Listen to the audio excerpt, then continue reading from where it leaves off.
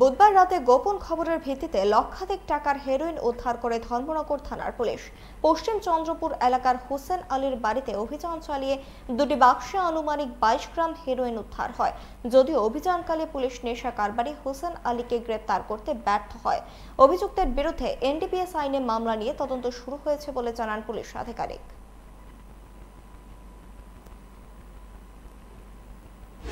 আজকে সন্ধ্যার সময় আমাদের কাছে একটা সিক্রেট ইনফরমেশন ছিল যে ওয়েস্ট চন্দ্রপুরে একটা বাড়িতে প্রচুর পরিমাণে ড্রাগস আছে।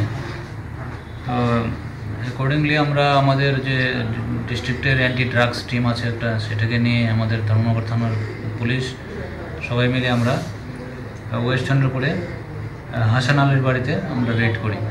আমাদের সঙ্গে এক্সিকিউটিভ ম্যাজিস্ট্রেট এবং আসাম রাইফেলসও ছিল।